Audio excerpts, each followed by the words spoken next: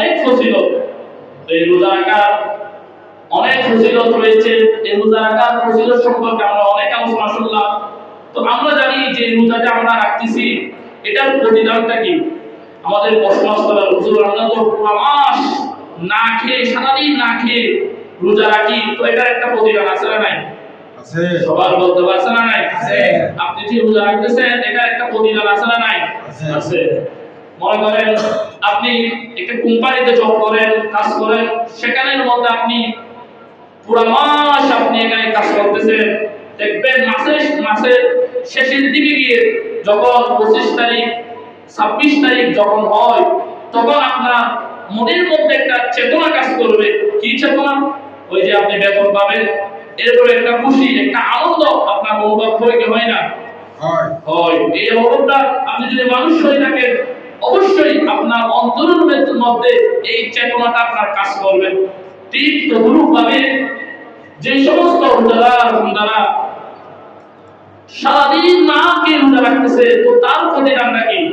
আল্লাহ তাআলা বলেন তার একমাত্রই প্রতিদান, লাইসা লাহু জাযাউন ইল্লাল জান্নাহ, তার একমাত্র প্রতিদান হলো আল্লাহর পক্ষ থেকে আল্লাহ তাআলার জান্নাত। সুবহানাল্লাহ।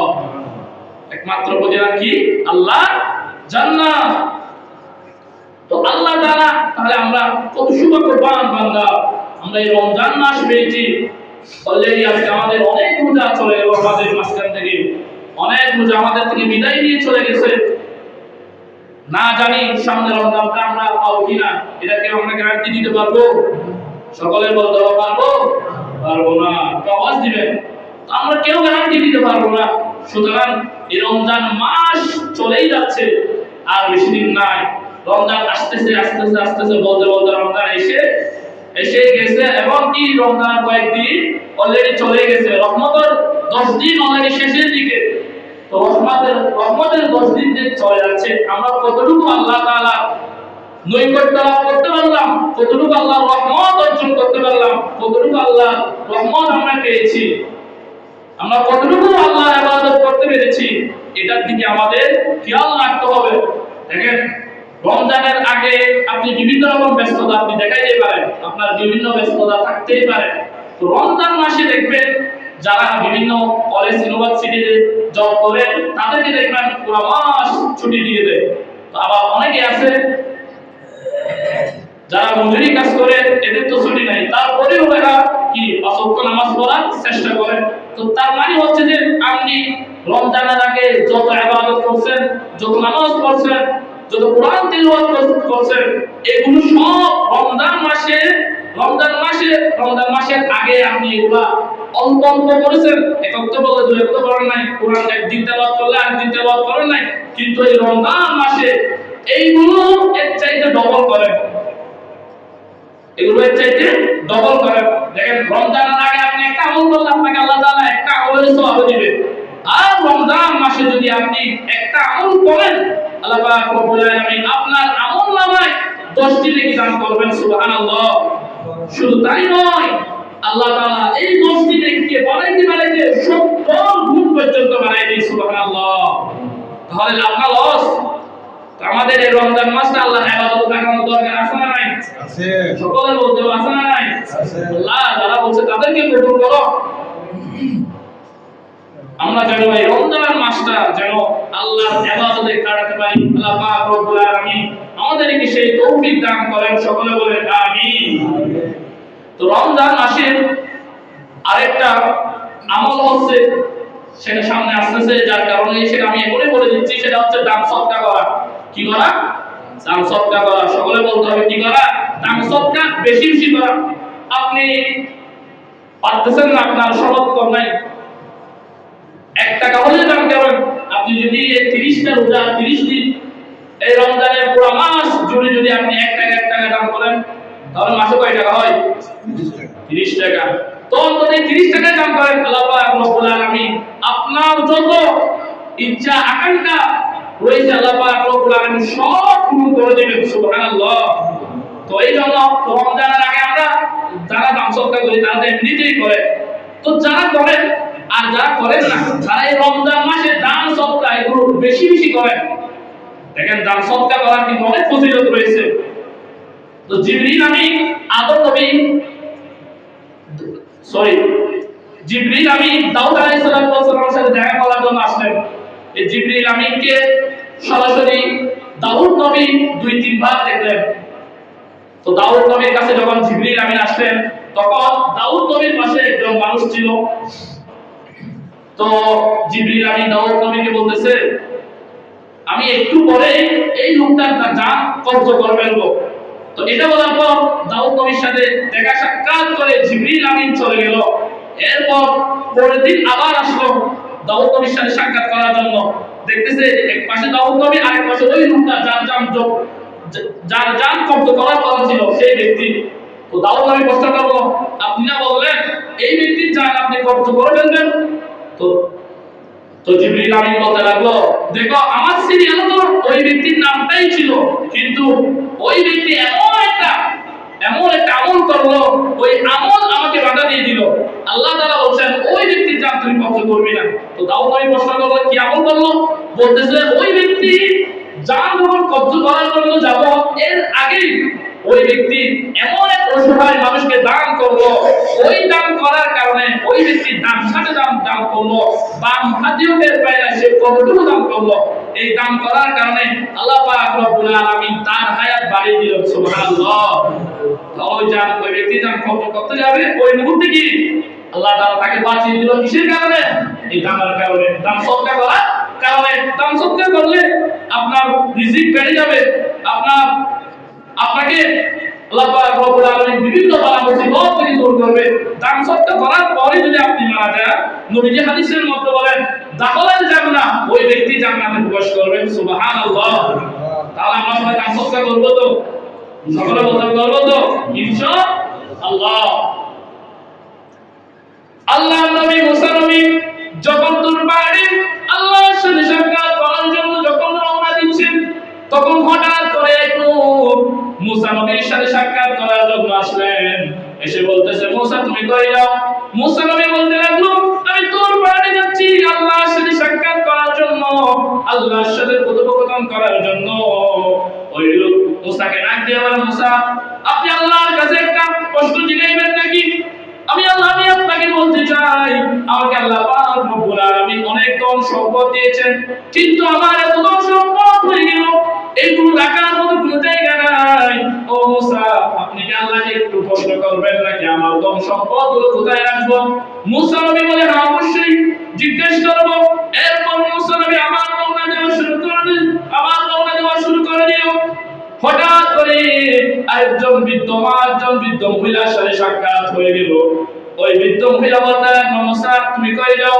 মুসা নবী বলেন, আল্লাহর সাথে সাক্ষাৎ করার জন্য তোর পাহাড়ের দিকে রওনা দিচ্ছি। ওই বৃদ্ধ বলেন, মুসা রে আমি আপনাকে কিছু কথা বলতে চাই, আপনি আল্লাহকে একটু প্রশ্ন করবেন নাকি? মুসা নবী বলেন, কি বলবো বলো?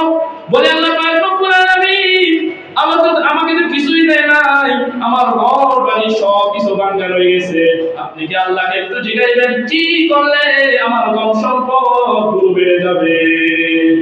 এরপর মুসা নবী আবার রওনা দিল। একটু পরে গেলে আবার রওনা দিল। 3 রাস্তার মোড়ে গিয়ে থেকে একজন মানুষ যার হাত নাই পাও নাই কিছু নাই, ওই ব্যক্তি মুসা নবীকে প্রশ্ন করলো, মুসা তুমি কই যাও? বলে আমি আল্লাহর সাথে তোর পাহাড়ে যাচ্ছি সাক্ষাৎ করার জন্য। ওই যে যার হাত নাই পা নাই সেই বলে, আপনি কি আল্লাহকে জিজ্ঞাসা আল্লাহ তাআলা আমাকে কি জন্য বানাইছে? আমার হাত নাই পা নাই কিছুই নাই, বৃষ্টি আসলে বৃষ্টির মধ্যে ভিজি, রোদ উঠলে রোদের মধ্যে আবার শুকায় যায়, কেউ খাওয়াইলে খায়, কেউ না খাওয়াইলে আমি কিছুই খাই না, আপনি কি আল্লাহকে প্রশ্ন করবেন নাকি? মুসা নবী বলে, ঠিক আছে আমি আল্লাহকে প্রশ্ন করব। এবার মুসা নবী যখন তুর পাহাড়ে চলে গেল, তুর পাহাড়ে যাওয়ার পর আল্লাহর সাথে মুসা নবী কথা বলতে শুরু করে দিল, কথা বলা শুরু আরম্ভ করে দিল। মুসা ছিল কালিমুল্লাহ, কথা বলার অভ্যাস ছিল। মুসা নবী কথা বলতে এরপর মুসা নবী আল্লাহকে বলে, আল্লাহ আপনার কিছু বান্দা আপনাকে প্রশ্ন করলো, আপনার একজন বান্দা আপনাকে প্রশ্ন করলো, তার প্রশ্ন হলো তার ধন সম্পদ বেড়ে গেল, এত পরিমাণ ধন সম্পদ হয়ে গেল, তার রাখার কোনো জায়গা নাই। আল্লাহ তাআলা বলেন, মুসা তুমি ওই ব্যক্তিকে জানাই দাও সে যেন শুকরিয়া আদায় করা বন্ধ করে দেয়, তাহলে আমি আল্লাহ পাক তার রিজিক কমিয়ে দিব। এরপর আবার বলল, ওগো আল্লাহ, একজন বিধবা, একজন গরিব মানুষ, সে আপনাকে কষ্ট করলো, তার কিছু নাই, ঘর ভাঙা, সে কিভাবে উন্নতি করবে? আল্লাহ তাআলা বলেন, মুসা রে, তুমি তাকে জানিয়ে দাও, সে যেন বেশি বেশি আল্লাহর শুকরিয়া আদায় করে, আর তার যতটুকু সামর্থ্য আছে, তার যতটুকু যে পরিমাণ আছে, সেইগুলো নিয়ে সে যেন আল্লাহর শুকরিয়া আদায় করে। সুবহানাল্লাহ। এরপর আমার প্রশ্ন করলো, ওগো আল্লাহ, আপনার একজন বান্দার যার হাত নাই, পা নাই, কিছু নাই, বৃষ্টি আসলে বৃষ্টির মধ্যে ভিজে, তার কিছু নাই, কেউ খাওয়াইলে খায় না, আপনি তাকে কি জন্য বানাইছেন? আল্লাহ তাআলা মুসা নবীকে ডাক দিয়ে বললেন, মুসা, তুমি তাকে জানিয়ে দাও, জান্নাতের মধ্যে একটা সিঁড়ি আছে, ওই সিঁড়িটা বরাত করার জন্য আমি ওই ব্যক্তিকে বানাইলাম। সুবহানাল্লাহ। তাহলে আমরা এখান থেকে কি বুঝলাম? যাদের ধন সম্পদ রয়েছে, এরা যদি ধন সম্পদ পাওয়ার পরে তো এরা যদি আল্লাহকে স্মরণ না করে, এরা যদি আল্লাহর শুকরিয়া আদায় করা যদি বন্ধ করে দেয়, আল্লাহ তাআলা তার কি কমায় দেয়? রিজিক কমায় দেয়। আর যার যতটুকু সামর্থ্য আছে, যে পরিমাণ ধন সম্পদ আছে, এই পরিমাণ ধন সম্পদ সে যদি আল্লাহর শুকরিয়া আদায় করে, আল্লাহ তাআলা তার কি বাড়িয়ে দেয়? নিয়ামত বাড়িয়ে দেয়, তার ধন সম্পদ বাড়িয়ে দেয়। আলহামদুলিল্লাহ কদ্দার খায়রান ওয়া হাবালা, আলহামদুলিল্লাহ কদ্দার খায়রান ওয়া হাবালা, ওয়া শুকরু লিমান সাওয়ারা হুসনান ওয়া জামালা, ওয়া শুকরু লিমান সাওয়ারা হুসনান ওয়া জামালা। সুবহানাল্লাহ বলেন। তো যেই দান করবে তার ধন সম্পদ কে বাড়িয়ে দেয়? আল্লাহ। তো আমার ভাইরা, রমজান মাস আমরা পেয়েছি, আমাদের বেশি বেশি দান সদকা করার দরকার আছে না? আল্লাহ তাআলা আমাদেরকে সেই তৌফিক দান করেন, সকলে বলেন আমিন। আরেকটা পয়েন্ট হচ্ছে কোরআন তেলাওয়াত করা। তো কোরআন তেলাওয়াত করাটা আমি গত জুমায় বলেছিলাম। তো কোরআন যে তেলাওয়াত করব, আমি বিস্তারিত বলি নাই। তো কোরআন আমরা তেলাওয়াত করব, যতটুকু পারি ততটুকু আমরা তেলাওয়াত করব। রমজানের আগে বলতে গেলে আমরা বেশিরভাগ মানুষই গাফেল থাকি কোরআন তেলাওয়াত থেকে, কিন্তু রমজান মাস পেয়েছি, সময় পেয়েছি, তো আমাদের কোরআন তেলাওয়াত করা দরকার আছে না নাই? আছে না নাই?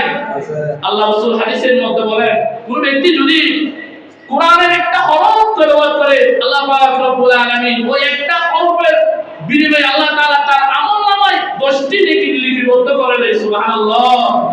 তাহলে কোরআন তেলাওয়াত করতে হবে, কারণ এই কোরআন হবে আপনার জন্য কিয়ামতের ময়দানে সুপারিশকারী। আপনাকে যখন কবরের মধ্যে রাখা হবে, বিভিন্ন দিক দিয়ে যখন সাপ আসবে কামড়ানোর জন্য, কবরের মধ্যে যখন আযাব যখন শুরু হয়ে যাবে, তো নামাজ পড়া যেমন ফরজ, তেমনি ভাবে রোজা রাখাও ফরজ। আর কোরআন এটাও কি তেলাওয়াত করা আল্লাহ তাআলার সবচাইতে দামি ইবাদত।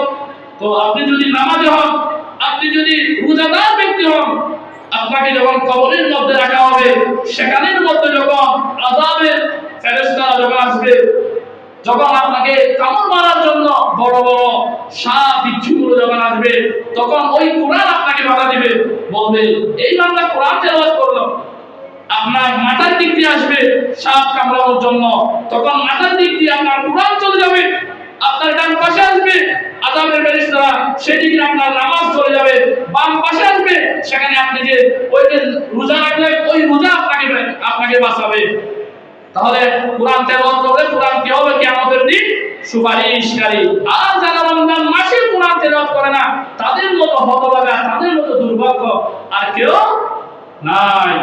অনেক মানুষ আছে দেখবেন যে কোরআন আছে, ঘরের মধ্যে কোরআন আছে, কিন্তু কোরআন পড়ে না। কোরআন কোথায় তুলে রাখে? আলমিরার ওয়াল তুলে রাখে। কোথায় তুলে রাখে? মাসাল বলে। এটা কি এখানে তুলে রাখার জন্য?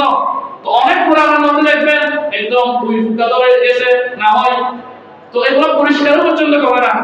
তো বাকি কোরআন এটা হচ্ছে কি আল্লাহ তাআলা সবচাইতে কি কিতাব? তো দামি কিতাব। তো দামি কিতাবকে আমরা কেন অবহেলা করি? এই কোরআনের মধ্যে আপনার পূর্ণাঙ্গ জীবন এখানে রয়েছে। কোরআনের মধ্যে আপনি কিভাবে নামাজ পড়বেন, কিভাবে রোজা রাখবেন, কিভাবে খাবেন, কিভাবে ইফতার করবেন, কিভাবে রোজা রাখবেন, কিভাবে আপনি সমাজ পরিচালনা করবেন, কিভাবে আপনি রাষ্ট্র পরিচালনা করবেন, কিভাবে আপনি ফ্যামিলির মধ্যে দাওয়াত দিবেন, কিভাবে আপনি মানুষের কাছে দাওয়াত পৌঁছাবেন, সব কিছু কোরআনের মধ্যে আছে না নাই?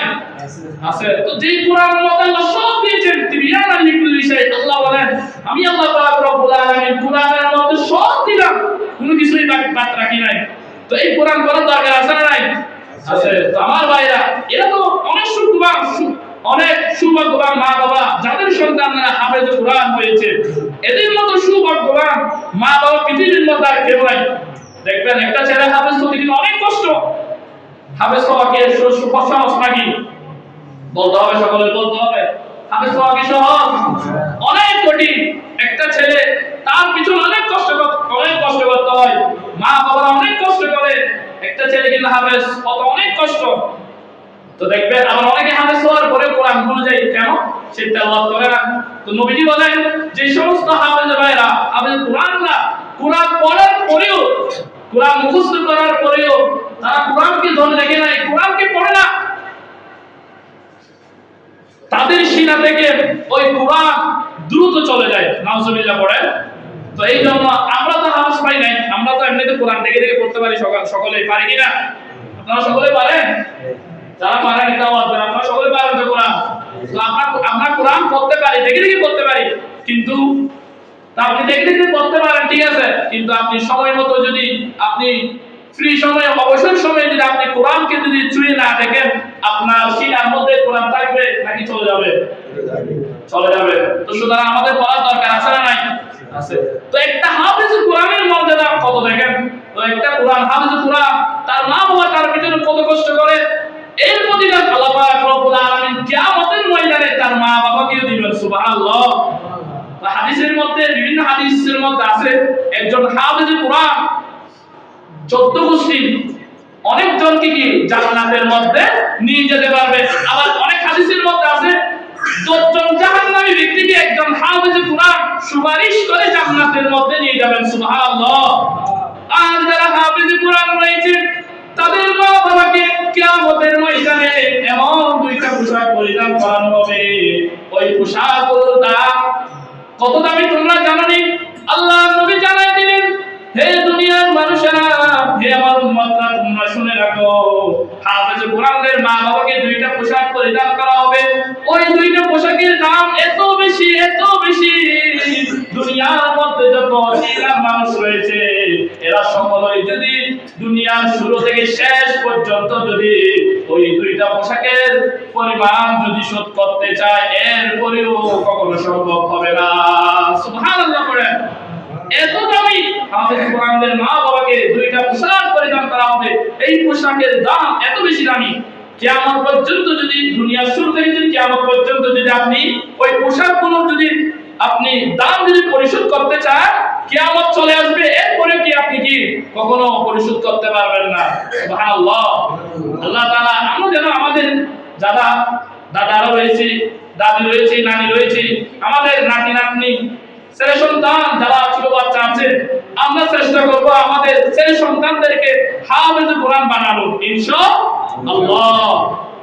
যদি আপনি জান্নাতে যদি সহজে যদি আপনি জান্নাতে যেতে চান, তাহলে আপনার ছেলে সন্তানকে হাফেজ কোরআন বানান আর নিয়মিত নামাজ আদায় করেন। এই দুইটা আমলই আপনার জন্য যথেষ্ট হয়ে যাবে জান্নাতে যাওয়ার জন্য। সুবহানাল্লাহ। কারণ কিয়ামতের ময়দানে আপনাকে জিজ্ঞেস করবে না আপনি দুনিয়াতে থাকা অবস্থায় আপনার কত টাকা ছিল, কত বাড়ি ছিল, কয়টা বিল্ডিং ছিল, এগুলো প্রশ্ন করবে না। প্রথম প্রশ্ন কি থাকবে? আপনি নামাজ পড়ছেন কিনা। আপনাকে নামাজের হিসাব নেবে। নামাজের হিসাব যার ঠিক তার সব ঠিক, যার নামাজ ঠিক তার রোজা ঠিক, যার নামাজ ঠিক তার সব কিছু ঠিক। আর যার নামাজ ঠিক নাই তার কোনো কিছুই কবুল হবে না আল্লাহ দরবারে। আপনি যতই নামাজ পড়তে পারেন না কেন, আপনি নামাজ পড়েন না, আপনি যতই নামাজি হন না কেন, আপনি যতই ইফতার মাহফিল করেন না কেন, আপনি যতই মিলাদ মাহফিল করেন না কেন, কিছুই আল্লাহ দরবারে কবুল হবে না আর যদি আপনি নামাজে না হন। সুতরাং আমাদের প্রথম নামাজের খেয়াল রাখতে হবে। রমজান মাস আমরা পেয়েছি, আমরা যদি এই নামাজটাকে যদি আমাদের জীবনের মধ্যে যদি অভ্যাসে পরিণত করতে না পারি, তাহলে আমাদের মতো হতভাগা আর কেউ নাই। কারণ এটাই সুবর্ণ সুযোগ। রমজান মাসে নিয়মিত নামাজ পড়েন, অন্তত এই রমজান মাসে নামাজ যদি পড়েন, আপনার এটা যদি